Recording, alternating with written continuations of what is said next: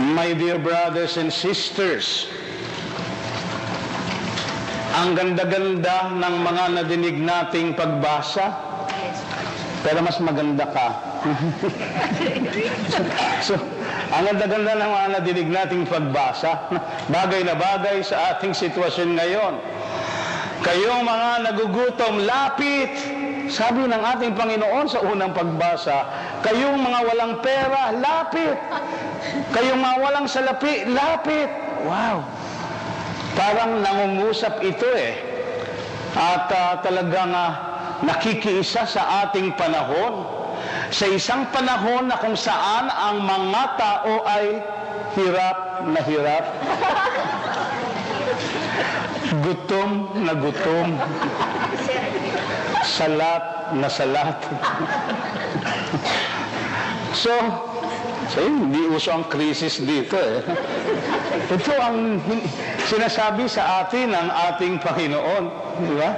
Lapit kayo. Di kayo. No? Sa ating ebanghelyo ay nadinig natin na ang Panginoon ay nalulungkot. Kamamatay lang ni Juan Bautista. So, siya ay pumunta sa isang ilang na lugar. But then you see, ang Panginoon kahit saan siya magpunta, nakasunod ang mga tao. And so, nagtatago siya, pinupuntahan siya. Kahit sila ay maglakad. Kahit sila ay maglakbay. Walang hindi gagawin. Malapitan lamang si Jesus. Yun ang kanilang kabusugan. Kita nyo kahit umuulan, may bagyo, tao, punta sa simbahan, tuloy ang misa. May nadidig ka na ba na announcement na nagsasabing, Typhoon signal number 3, all masses are suspended. Wala. Wala talaga. Kahit ano mangyari, itutuloy ito. At mas lalo pang dadami ang tao sapagkat sa panahon ng unos, nadarama ang kagutuman, ang kauhawan, ang pagkauhaw ng kaluluwa. Well, you know how it is to be hungry, to be poor. Kami ng mga kabatch ko, graduate kami sa Torres High School. It's a public school. 30 years na mula nang kami magtapos. Huwag kayong magbilang ng edad. Accelerated po kami lahat.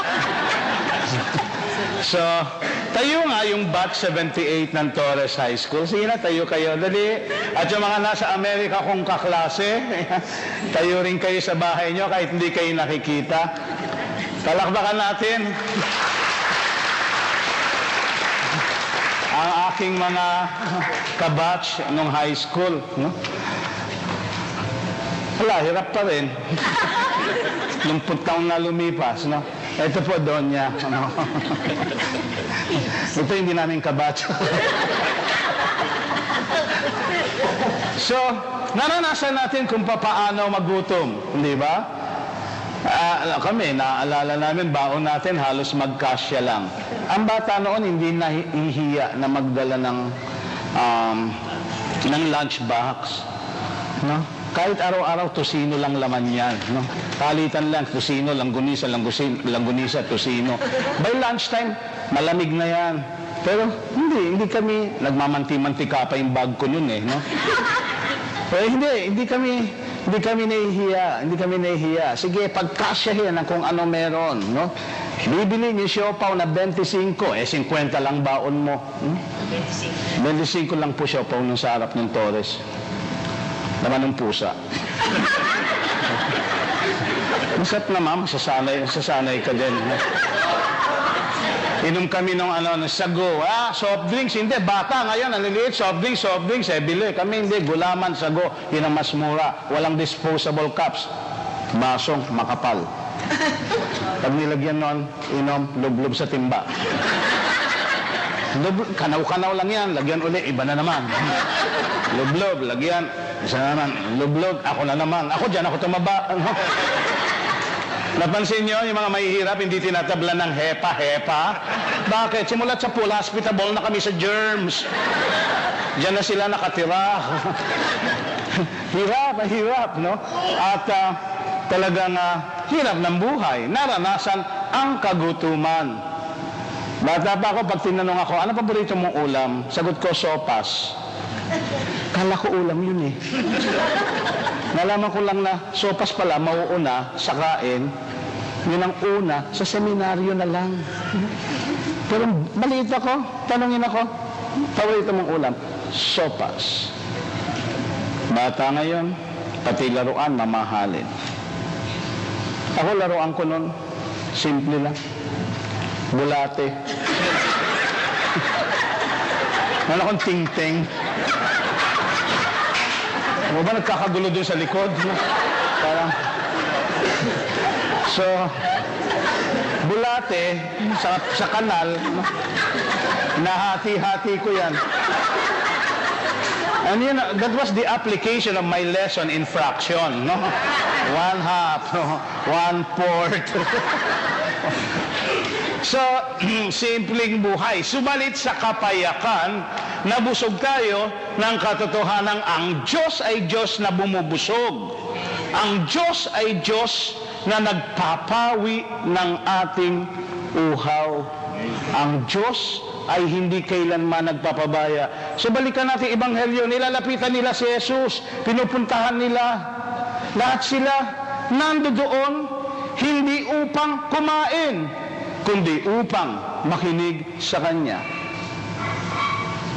Nung ako ay nasa seminaryo pa, pumunta kami sa isang malayong baryo para nila marating yung simbahan. Malayo. Bago sila makauwi sa kanilang baryo. Patay nga, madaling araw nilalakad na. Tama? Di ba ganon? Nilalakad na yung patay. Papunta sa dun sa sentro, dun sa poblasyon. Sa atin, poblasyon. Sa Espanya, poblasyon. Una, cinco. Gano'n. Immaculada Concepcion. Sa atin, diferensya yan. Sa mga Espanyol, ganyan. Ayoko nga, 5 minutes ka dyan. Hindi. Poblasyon. Naalala ko isang pare na medyo ganun. Tumainyo ang Panginoon. Yung mga parishioners na hawa, ganito sumagot, tumainyo din. Okay yun sabi ko, pareho na si... Sa sermon na siya, sabi niya, antabi ni Hetut,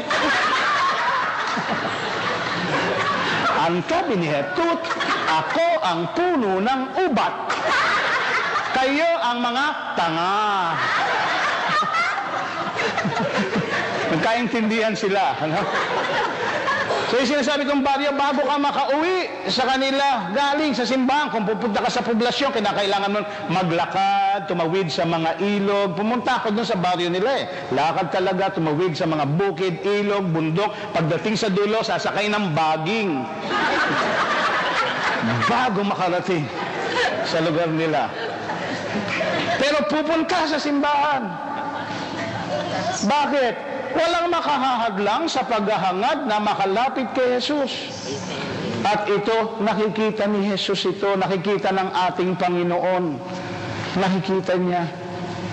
Nakita niyo, ito hindi madaling magsimba ng 6:00 ng umaga. Iba-ibang lugar pa pinanggalingan niyo. Sino sa inyo ang pinakamalayo ang pinanggalingan? Saan ka galing? Gagalangin. Tondo. See? Kayo, mas malayo daw. Saan galing? Bilyasis? Velasquez. Bakit ba mga taga-Tondo to? Cavite. Baka Cavite Street, Tondo rin yan. O galing pa sa Cavite. Isa kayo galing? Sa kabilang buhay? Sa Valenzuela. Malayo yun. Malayo. Pero nandito kayo lahat. Punong-puno yung ating studio. Di ba? Nagdagdag pa ng upuan, no? Para lang ma-accommodate yung mga tao. Bakit? Sapagkat walang hindi gagawin. Makalapit lamang sa ating Panginoon. Amen. Makapakinig lamang sa Kanya. So yung mga tao, they were after the words of Jesus. Kaya si Jesus na ang pumansin.